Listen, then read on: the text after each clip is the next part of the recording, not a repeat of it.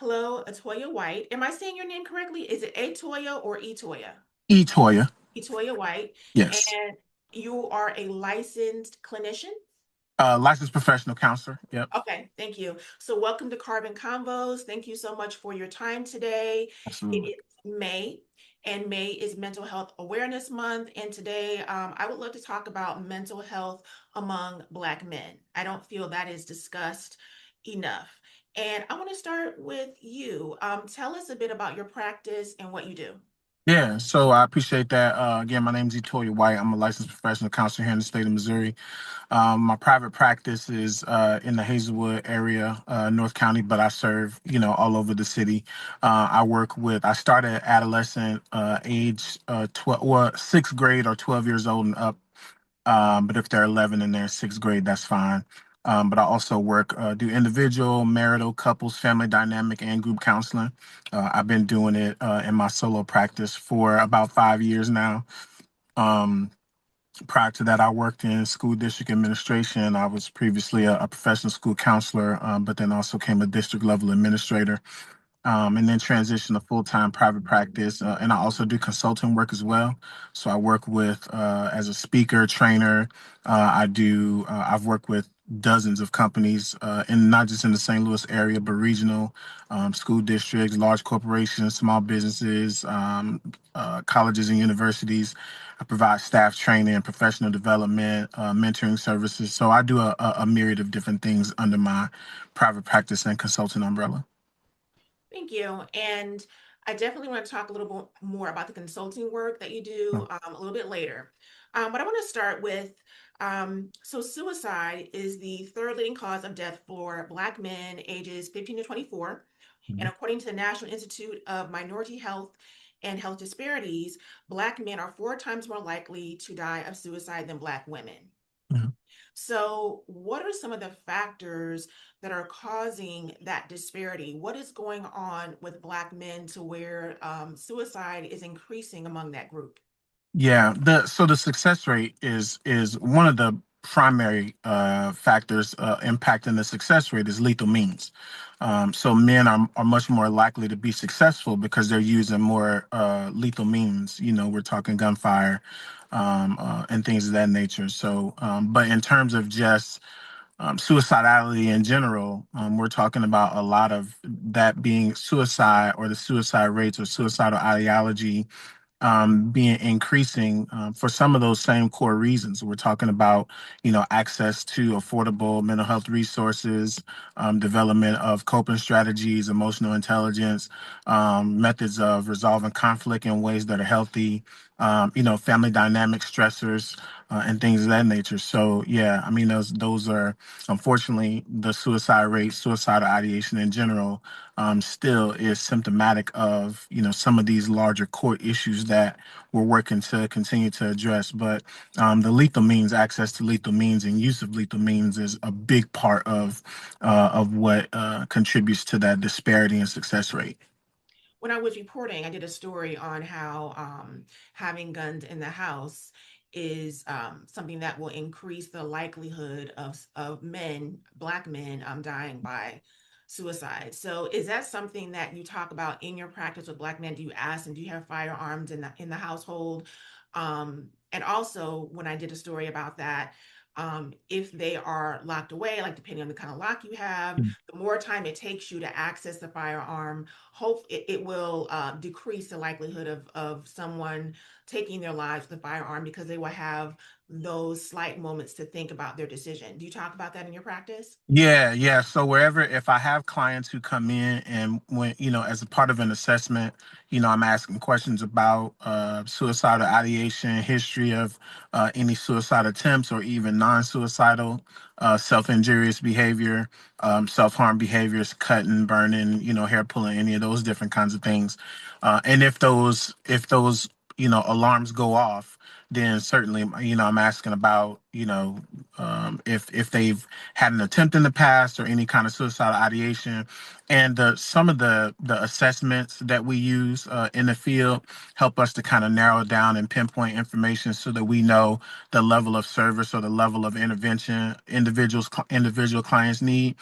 So that's a key indicator right there. And so if we find that someone is, has had some suicidal ideation, then it's important for us to ask, well, what about the kinds of ideation that they've had? How often has it occurred? How long does it last? Was there a significant or a moment that, or excuse me, event that triggers the suicidal ideation? And then by all means, we're talking about, access to lethal means. We're talking about if they, much like you said, if they have access to firearms, are they secure? Are they locked? And then I myself, have, myself have had to remove, clients' firearms or make sure that they get to another trusted adult where they can be kept safe, because the point that you made at the end is 100% true. The longer it takes to get to that, it's often, so often there's these impulse behaviors that occur, and the longer it takes for someone to think it through, the obviously increases the likelihood that they might not be successful. So if the guns are locked away, or if they are not loaded, or they're out of reach or at someone else's house, then obviously they have more opportunities to think and process what those stresses or triggers might be in those moments. Thank you. And when you're asking about the events that have led up to those moments of wanting to cause self-harm, is there a common thread in the answers that you're receiving? Um, uh, Abuse trauma, many times, unresolved childhood trauma with younger kids. It's often connected to instances of bullying and social maladaptive social behavior.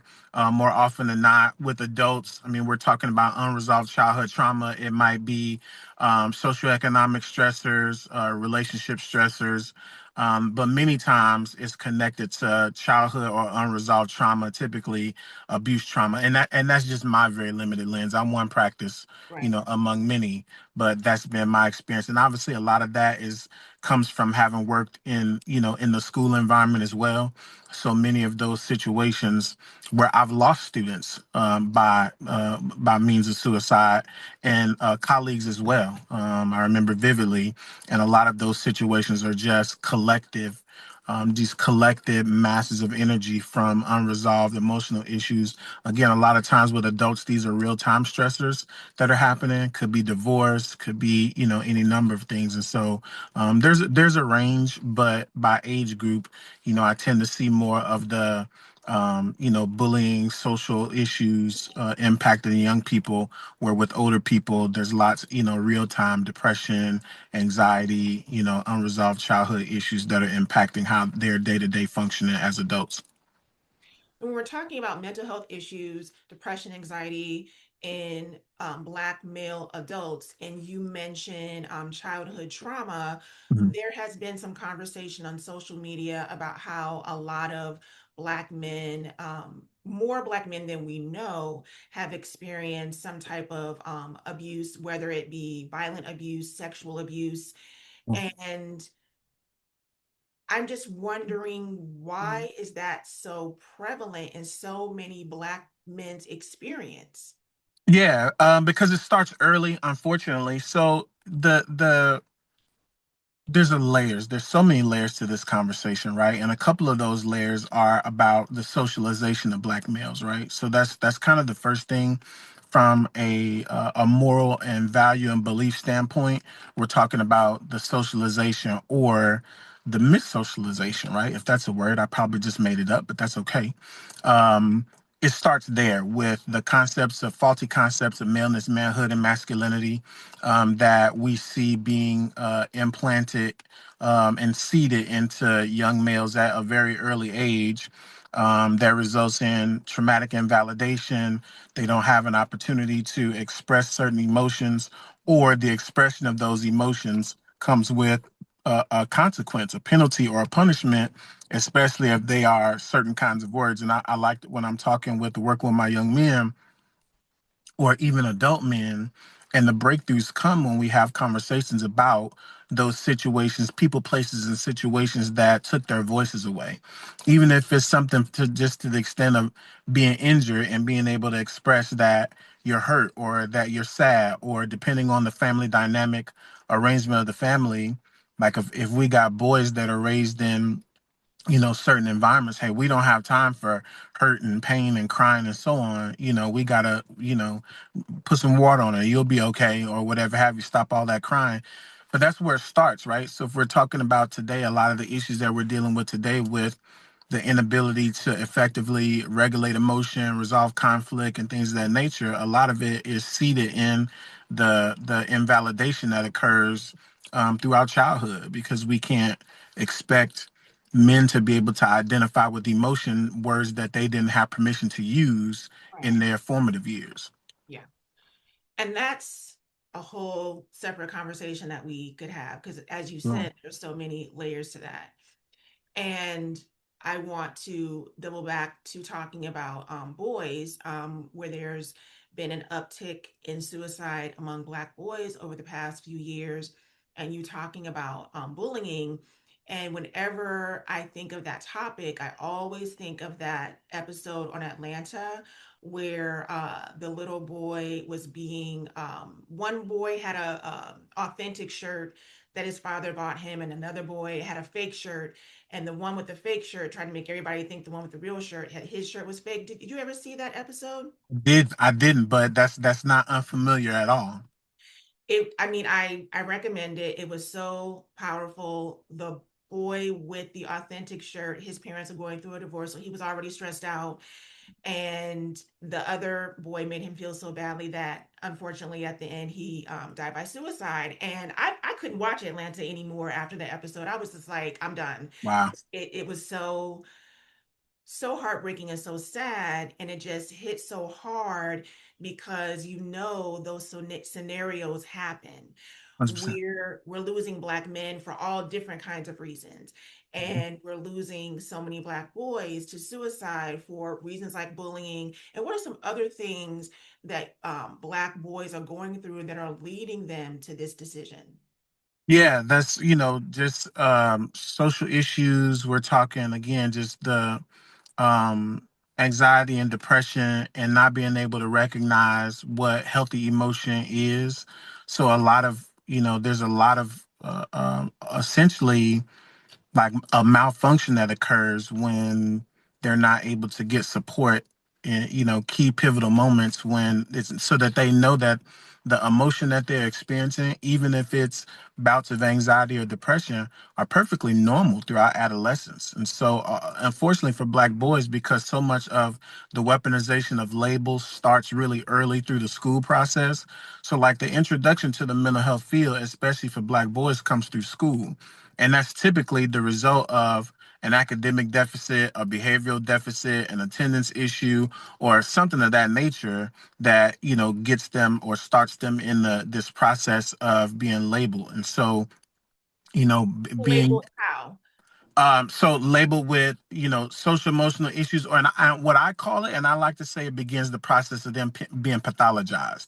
So behaviors that are, because oftentimes during schools or school systems, or have helping professionals or working with teachers and administrators who don't necessarily have the level of cultural capacity, cultural awareness, cultural competency that's required to work successfully with Black and brown boys, then the microaggressions, the different types of labeling, then they end up in special school district and things of that nature, because of the inability to center on the needs of these young men, whether that's by identification of ACEs that, are still getting heavily overlooked in the programming for Black and brown boys. And until there's just a hard stop and a focus on what's necessary from a social emotional standpoint, what's really necessary from a social emotional standpoint for Black and brown boys, we're just seeing this cycle continue of inadequate support, inadequate resources, and again, the lack of cultural competency to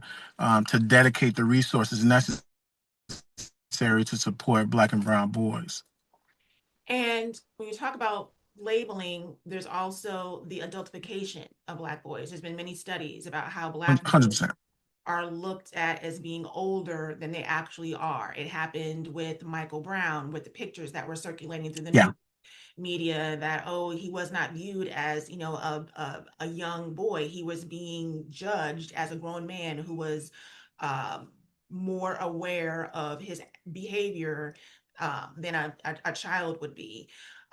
Being labeled as 100%. problematic. A lot of, Black boys are just labeled being Mhm. problematic, and therefore they're, like, as you said, shifted off into, special needs classes and things of that nature, as opposed to being accurately assessed and therefore supported. And they're Right. put on this track very early on that is Hmm. a typically not a recipe for success, and that leads to more anxiety and depression down the line. So there are administrative Hmm. factors, systematic factors that play into the psychology of a lot of Black men and Black boys.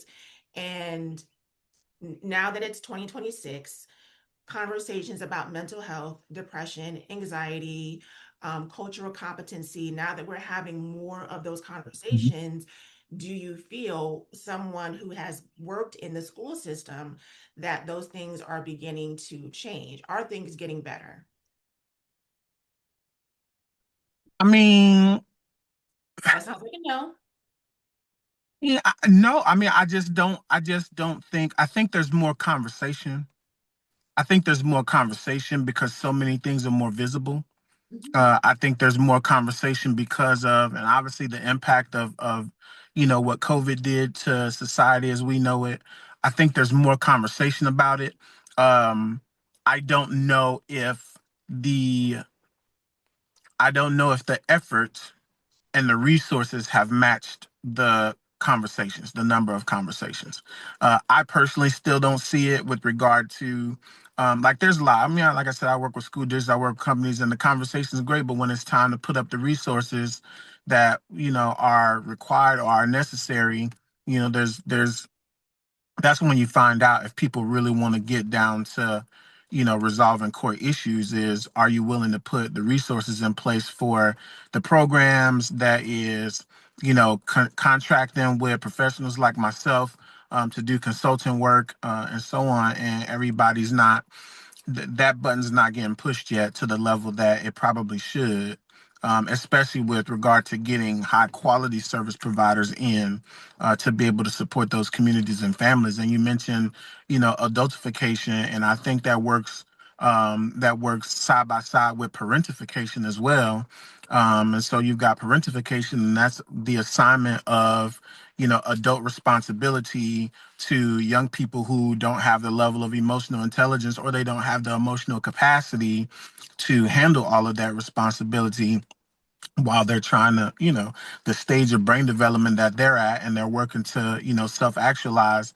But that gets stunted by, parental responsibility. And when And you then, say parentification, I want to explain that to viewers. So an example could be older siblings who are left to watch the younger siblings while the parents work or do whatever yep, they're doing, and they yep, don't have the emotional capacity to really be a caretaker for the correct. children.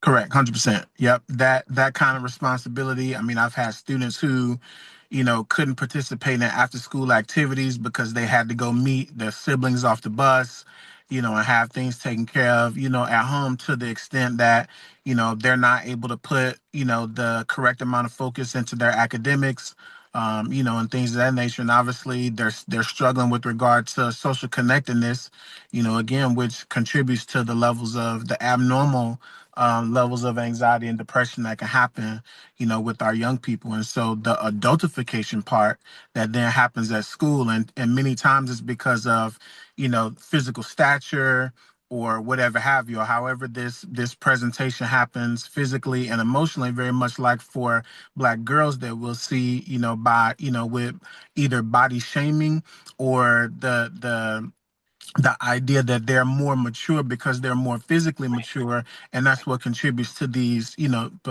these perpetual cycles of violence that occur, for all of our young people.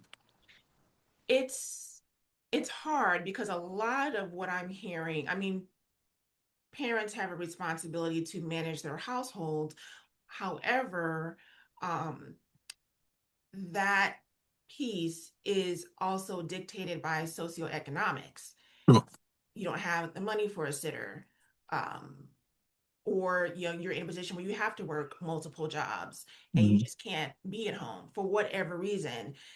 There are a lot of layers that factor into where our Black youth is and where Black adults are. How Sure. how we come through those cycles and what the outcomes will be. Um, and I want to, so we talked about, do you feel if there is, since there's more conversation around these issues in the schools, if things are being done, now there's more conversation among Black men about mental health. I mean, you see it on, Sure. TV, you see Black men getting together, expressing their emotions on social media. People are talking about how they've been feeling. I see Black men posting how they're depressed. I mean, a lot of it Mhm. is because a lot of people are in a job search right now. Right. And I know, for instance, if any healthcare has a Black men's group where they meet, I think once a month, and Black men come together Yep. and discuss their emotions and their challenges and their mental health. And I'm wondering, do you think that Black men are having more conversations about mental health, or it's just certain segments of Black men? Yeah, I mean, I think that's we do, and I'm fortunate to be, a part of the Affinia group, and we've been doing Oh, that for 3 years strong now. I'm actually the therapist that leads that group. I didn't Um, know that. I didn't yeah, know that. Oh, yeah, wow. Okay. yeah, yeah. So we've been doing that, going strong for 3 years now, and I think there are more. So this is the difference, right? There's more conversations. I do agree. There's definitely more conversations. I think one of the voids is conversations just aren't enough, right? Right. Conversations are the conduit to, hey, we can, get guys exposed to different levels of information. What makes our group very unique, and myself, is because our guys get the benefit of having a master skill teacher. So they're leaving with something. It's not just we're going to sit around and trauma dump and, talk about this issue and that issue. We come in and have themed conversations. Their brothers are able to give their feedback. We do check-ins and things of that nature. But I'm always teaching skill, and that's what makes what we do very different, because there's lots of conversations, like people who and like there's lots of people who aren't necessarily professional mental health, professionals in the mental health field, and everybody wants to do something, right? And I totally respect it. Everybody wants to do something, but it gets really dangerous when people come together and have conversations about mental health that don't involve qualified mental health professionals, because then people will open wounds and be re-traumatized or triggered or whatever, and nobody has the skill to help them when the conversation is over. It's like, okay, cool, we just got together and we talked for 2 hours, and then where do they go after that? So our group, we have the benefit, and there's other phenomenal mental health professionals around the city of St. Louis and around the region. But our group is unique in that our guys get skill teaching. They leave with something every single time, and that's an intentional effort on my part, myself, and Brother LaDon Merriweather, that we want our guys. That's the reason that they come back. That's the reason why we have great attendance. That's the reason why it's getting corporate sponsorship now, is because we have a great combination of a space that actually is safe. And our guys are going to tell you what makes our space unique is that they genuinely feel safe, number one. And then number two, they leave with something every single time. And that's my intent, is that they leave with some skill that they can use to help themselves be better versions of themselves. So what do you, I mean, I'm not asking you to violate anyone's confidence, So, but what are you seeing progress with the men that you've been speaking to in these groups, particularly the ones that continue to come back month after month? And yeah. so what kind of progress are you seeing? Yeah, we get reports back, and that's why we have a community that's really like a family. And guys are bringing, relatives, they bring their kids, because like we're evolving together. Like we're all developmental and we're all going through this process together. So like they were with me through, my prostate cancer, episode. Like my guys, they were with me. They're reaching out to me. They're calling me. They're texting. They're checking in. And when I went back for the first time in a couple months, standing ovation from a room full of brothers, like because we've created that kind of community. So we've had guys who've, gotten out of prison, gotten jobs, and they've gotten themselves financially stable. We've got guys who've gone back to school and have, earned degrees. We've gotten guys who are, have different or more positive relationships with their children. They're able to understand or take skill from our session and apply it real time to issues that they may be experiencing in their marriages and relationships and so on. And we also give guys a place to just come and heal, like lick your wounds, because like it's real out here, and there's guys that are able to come and they're able to share and know that we have one rule in our house, and that's share what you learn but guard what you hear. And so guys will come in and they're going to hear some information, and I tell them, hey, go share it. That's how we grow. That's how you help other people. But in our space, and it's very intimate behind this door, you might share things that are super intimate about your life, and that's always going to be protected. So guys knowing that they can come to a place where and being non-judgmental is not enough either, right? Because you can come and you can share a bunch of stuff and not get any feedback that's helpful. So they can come to a space, it's a safe space, they're going to get non-judgment, but they're also going to get skill that they can leave and be able to ask questions a different way, and again, continue to evolve as men, because until the day we die, we're all developmental. And a lot of times guys just are learning that, hey, I don't have a will problem, I have a skill problem. And I realize that now, and I just need to learn some new information so I can break some of these patterns. Some tools to navigate some of these challenges, whether it's 100%. interrelationship issues, their own just personal anxiety, depression. They have some tools they can draw from, and that's really important. And we have guys, they come back, and it's the dopest thing ever. Like, we have guys, and they'll come back, and I'll see them post on social media where they're using the stuff that we talk about, or they'll come back and they'll say, "Hey, I've been, we are one guy in particular. And he always talks about his setting up his mile markers. We always talk about the end, the destination, and that's the goal, but we focused on getting to the next mile marker." And he'll talk about the successes that he's had in his life, his relationship, and his marriage, working with his kids, because of how he's taking the things that we're using and he's actually applying them, and they're producing results. So we get those kinds of stories like literally every month when we meet. And that's what allows us to keep going and growing. That's amazing. So, with your experience with the men's group and your experience as a therapist and your knowledge of Black men and mental health, I want to switch gears and talk about how there's been this succession of um, intimate partner violence among Black men. Last month, there were a number of high profile um, events where Black men uh, murdered their partners. Mhm. And it seems like the question is why? Why harm someone else? And I mean, oftentimes when these high profile events happen, we don't know the inner workings of the relationship. We don't know the things that led up to this. But in terms of the mentality of the man, when they decide to take out their partner, can you shed a light on what that man might be thinking, or what's the pathology behind that? Yeah, and that is that's the $1 million question, right? And I don't know if there is a singular thing that would separate intimate partner violence from still the core issues that impact men with regard to conflict resolution, emotional maturity, the ability to emotionally regulate, which is so much a main thing in the like the level of integration of social emotional skills that are required from preschool up are what lead to these kinds of incidences. And while these all these situations are just magnificent, just tragic in so many different ways, especially where intimate partners and children are involved as well. I think the magnification of those things, like, is that's like the spotlight right now, but the core issues really remain the same. And so while I don't know if we can separate it and make it and necessarily have this conversation as a black man, black woman issue, because that can become adversarial, and we don't need that kind of energy, and a lot of that is happening.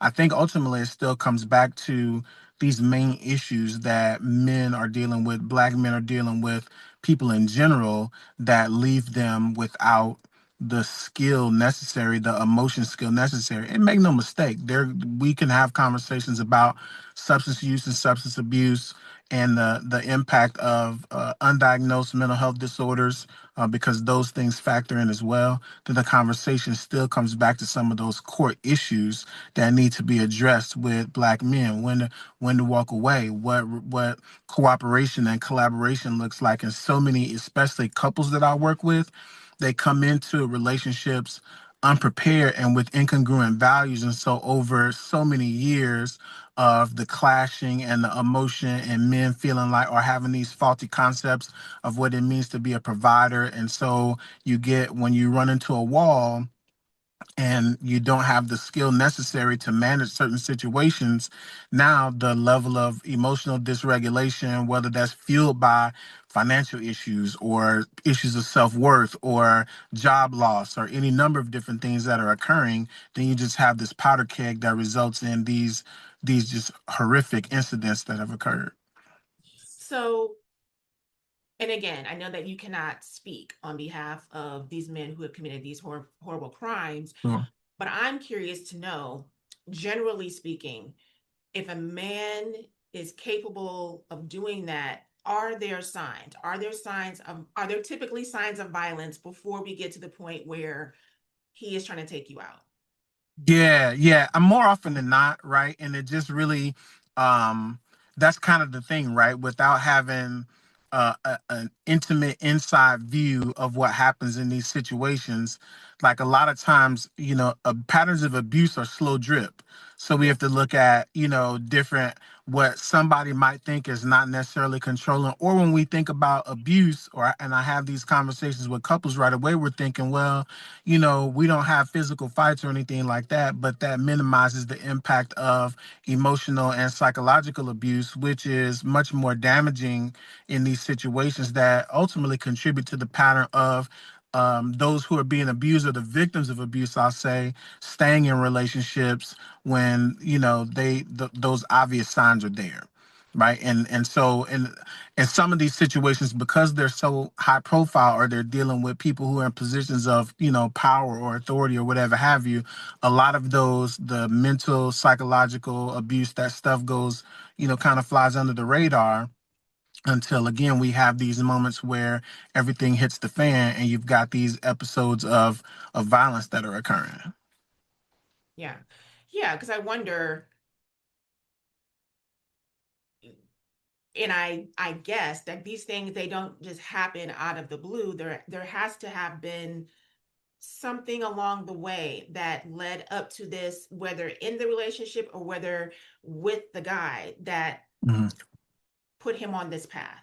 Yeah, and Um, it's his responsibility, right? We are Absolutely. always going to shift responsibility to where responsibility belongs, and that's with men who are needing higher levels of intervention earlier, so that they can use those conflict resolution skills and things of that nature. And I think sometimes there's always going to be exceptions to the rule, right? There's still, and I'm speaking a lot from men that I communicate with, I work with, I serve with, or that I provide services to.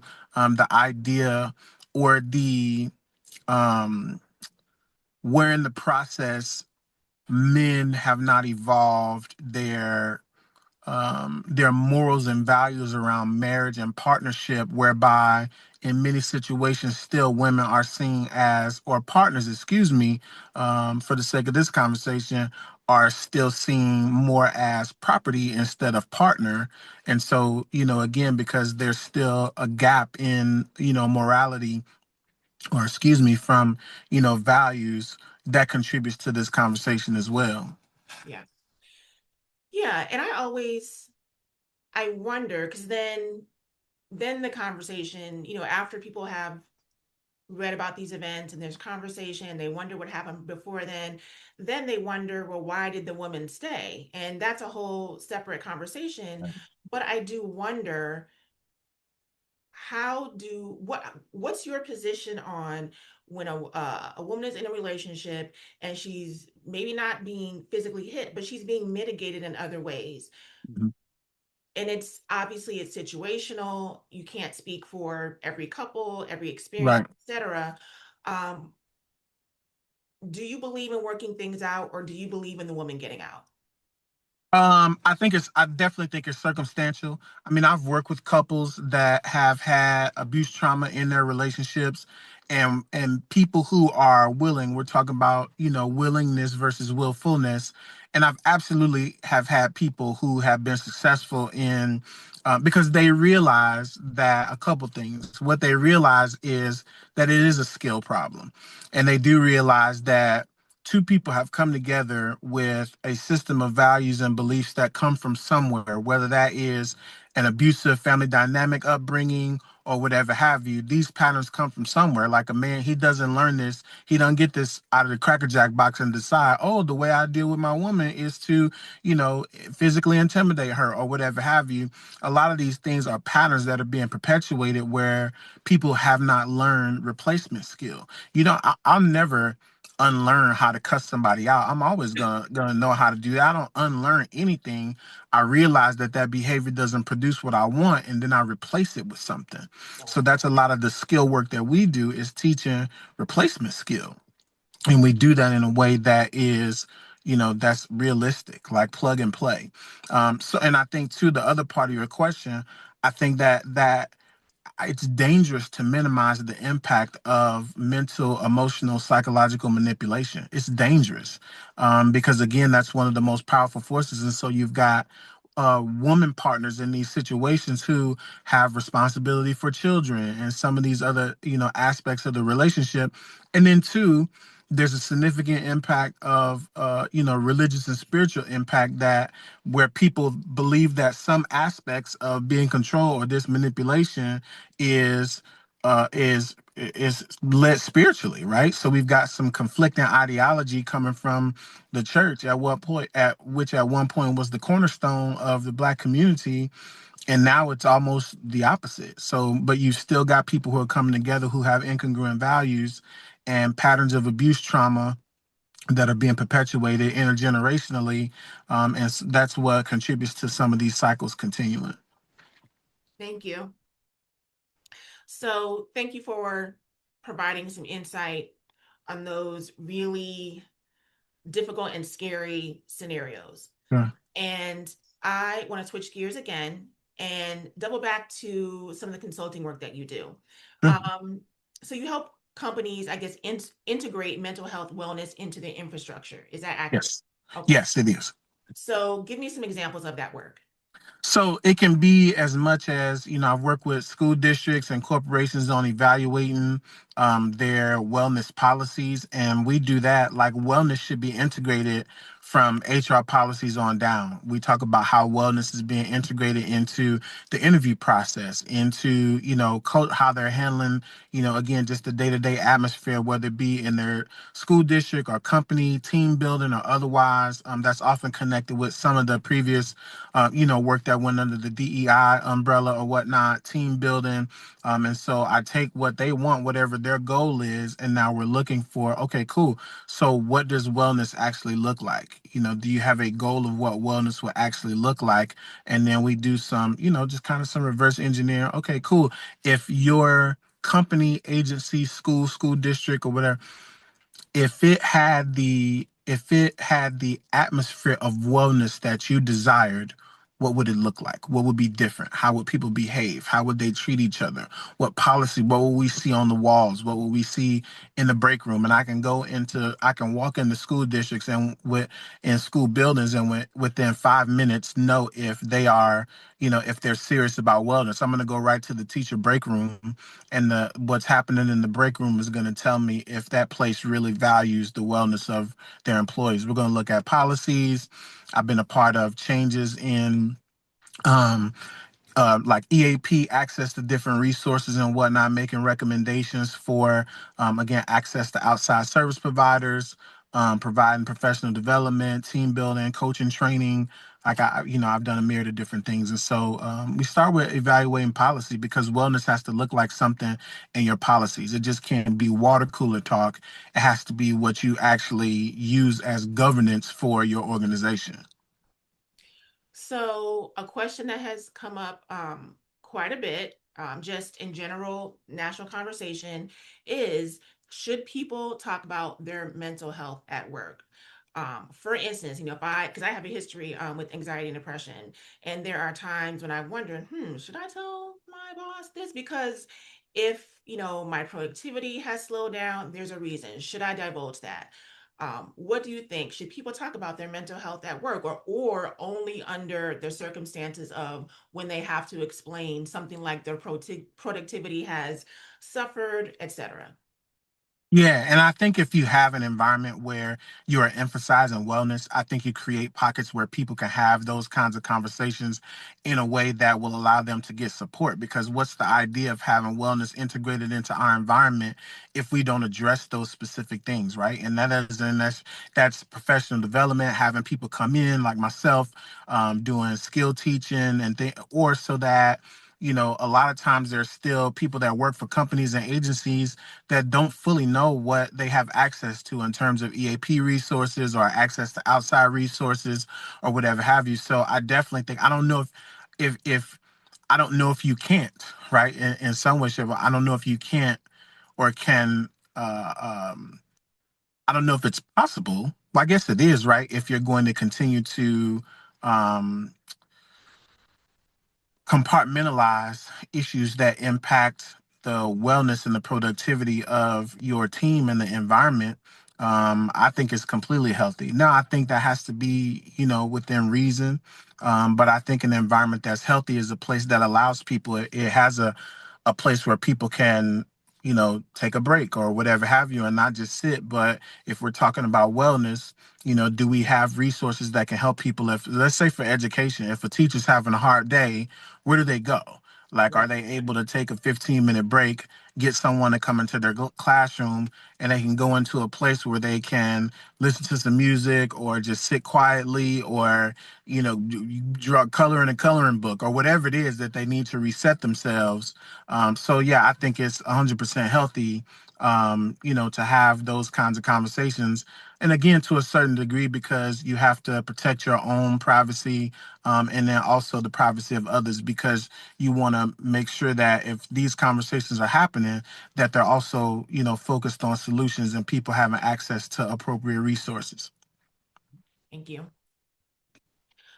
Was there anything that you wanted to add regarding the topics that we have discussed today? Is there anything that I didn't ask that you would like to address? Yeah, um, with regard to men, I think it's really important that we, as men, As um, men or as Black men? as black men, right? I think there's layers, right? I think there's a men conversation and there's a black men conversation because obviously black men have to exist and be successful and thrive in different environments.